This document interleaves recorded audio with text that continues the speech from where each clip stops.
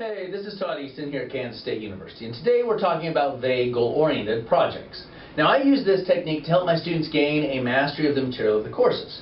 Now, when I look at student learning, I primarily have three techniques to help them learn. One is homework, and I view homework as trying to build competency, and sometimes will ask a really challenging question. I use exams to test this competency, and I use projects for them to understand how to extend the course material into the real world. And now projects are nice because they have a little more time, 2 or 3 weeks, they get time out of class, they can then develop in their own creativity and things like this. Now when I looked back upon all the projects I've had in all my classes, I had one project that captivated my mind and served its purpose better than any other one. And it happened when I was in high school. A local university came and they gave everybody a balsa wood kit and said, with this kit, build yourself the strongest bridge possible. And they had this cool little contraption. It had 5 different weights that it would put weight down. It would measure how much weight was going down. And eventually one of the beams would snap, and that's how much weight your bridge could hold. Well, this captivated my mind. Here I had this limited amount of wood, and I had to figure out how much I could cut it and how long each beam was. And all of a sudden I had this awesome optimization problem. How do I line it? So I did like a straight beam, and then I did an I-beam, and I started calculating all these forces on every one of these beams. And I must have tried 20 or 30 different beam configurations, and I could tell which one was the best one. And I was all excited. I built my bridge, and I brought it there, and it turns out I wasn't very good at building things. And it turns out that my middle support actually wasn't in the middle. And so sure enough, my cardboard top broke right there, and I still beat about half the competition, because it was very strong anyway. And as I was going through it, I was kind of really happy, sad that nothing broke, but I was actually more disappointed when another student threw up this bridge. I was like, oh my gosh, I thought every support had to be individual. Clearly I could have built a much stronger beam in the bottom, I could have had lesser beams up top, and I might have been able to theoretically build a stronger bridge. And I was super disappointed, and I realized that, hey, my creativity wasn't as good as it should have been. But from this project, what I really learned is I got extremely good at calculating the forces because I liked it. Now, when I became a faculty member, I started using the projects that all the other faculty had used before me, and I started noticing that it wasn't captivating the students' minds, that they weren't putting forth the effort that I really wanted to, and I started thinking back about the bridge design. I'm like, I've got to do something to actually have these projects have more meaning.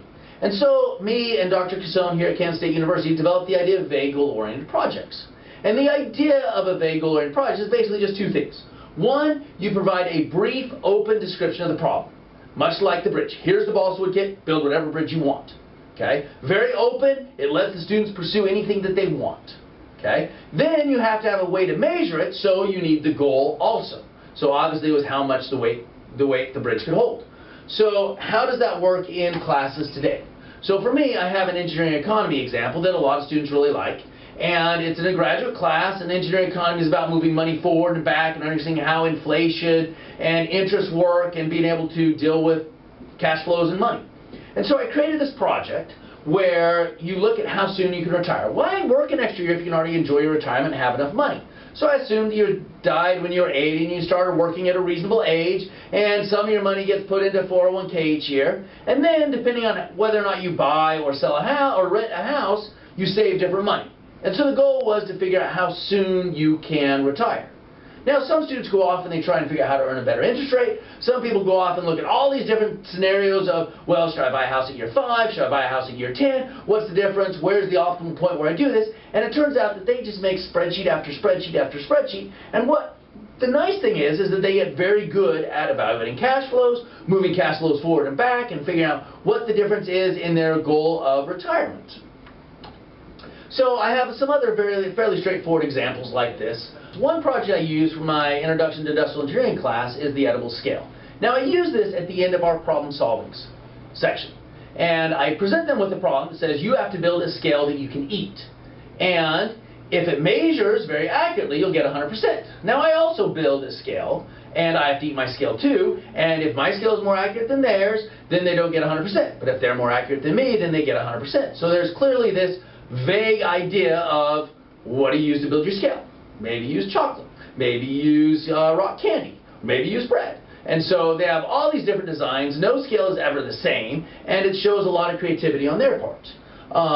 Another project that I use to help them understand statistics better is I tell them to build a ramp.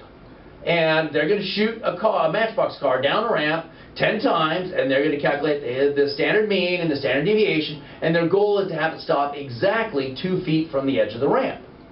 Now, as a measure for how accurate they are, I say it's 4 times the sample mean, how far they are off from that 2 feet measure, plus the standard deviation. Now they have a goal of quality and precision, and so that also works out well. Obviously the vagueness gets built in by the fact that I don't tell them how to build the ramp, and I've had some people actually fabricate something on a 3D printer. I've had other people build it in a steel shop, and I have other people just use plain old pieces of paper. And another project that I use is in production systems. I have them build a Beekman motor. It's a little motor where it uses a magnet and a D battery, and I tell them they have to build a production system. I don't tell them whether they should do assembly line, or I don't tell them if they should all go individual or one person should do this, and so they have to spend time trying to figure out what's the best way to produce a lot of these in a limited amount of time.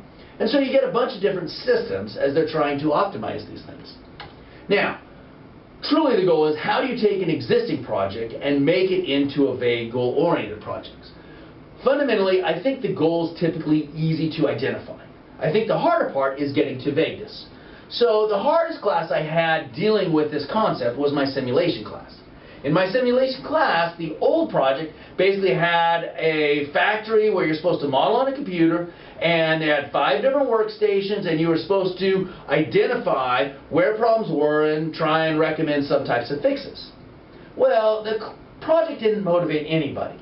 And so by the time I got done with it, here's what I did. I said, you work for a factory, it's still struggling, you still have 5 workstations. Okay? Fundamentally, you can upgrade any of the 5 workstations to 4 different machines. All of a sudden, this creates 4 to the 5th different scenarios. And they now have 1,024 different scenarios to evaluate. Now, in 5 weeks, there is no possible way they can evaluate all 1,000 scenarios and come out with the best. So suddenly, they're off and they're working and they're trying to do something like, oh, I'm so glad I got $15,000, I finally got a profit. And somebody else across the room laughed and said, hey, I had that 2 days ago, I'm now at $75,000. And they're like, oh man, I got to work more. And suddenly, when they thought that they were good, they now suddenly have to say, I got to step up my game, I got to work a little harder, because there's this goal of making the profit, and there's so many options that they can't possibly evaluate all of them. Now, nothing is perfect. Obviously, there are some advantages of vague goal-oriented projects, things that I find very useful about vague goal-oriented projects. One of the main advantages that I find of using vague goal-oriented projects is that the students feel like it's similar to the real world. Most real world problems don't have one single answer. And so there's a lot of different options, and that's what the vagueness creates. Similarly, real world projects typically have goals aligned. And so now they have a goal and the vagueness, and it allows them to pursue the project in the fashion that they want. Another advantage is that several students will become obsessed with the problem. They'll keep trying to get better and better answers, and they'll gain the mastery of the course by doing far more than you expect. That was certainly the case for my bridge and the physics problem. Another advantage is the general competitive nature. If one student's doing better than somebody else who thought they were done might spend a little more time. Furthermore, the vast amount of options doesn't let anybody ever say, I tried all these options and this is the best. Instead, they have to say, I chose this because I thought it was better. And you start building up logical arguments and reasons to persuade people, and suddenly you start getting a more well-rounded student where they are trying to argue why they chose what they chose. Additionally, in a lot of things like homework where there's one right answer, creativity isn't necessarily rewarded. In this case, it's very easy to reward creativity with somebody who came up with an outside-the-box solution that tends to work better than everybody else. And I find it's harder to cheat. Rarely do any 2 projects come in with the exact same solution.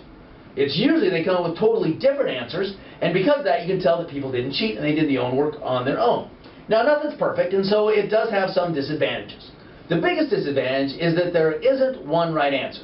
That means that grading isn't trivial. I can't just hand it off to TA. It's difficult to find somebody who can grade it accurately, and I find that I end up doing most of the grading myself, because I have to have a fundamental mastery of it and I have to make sure that they argue things correctly. Another disadvantage is that some students want to literally be spoon-fed.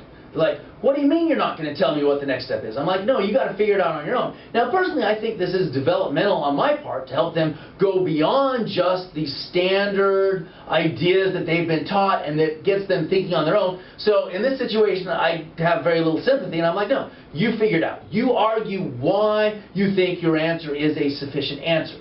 And so, but you do get some students who are like frustrated by the lack of straight do A, B, C, and the fact they have to think on their own. But it's a university, and I think it's very useful for students to get into that idea. I hope that this video convinces you to attempt a vague goal-oriented projects. And I hope as you try and develop your own project for your own class that you remember the two key principles. One is create a goal. Typically this is something that is either maximized or minimized. Second, make sure that you provide far too many options for the amount of time that is given. This then creates the idea of vagueness and gives the world fill. Fundamentally, I hope that you find vague goal-oriented projects as useful for you and your students as I do for me and my students. Thank you so much for your time. Please give me a thumbs up and subscribe to my YouTube channel.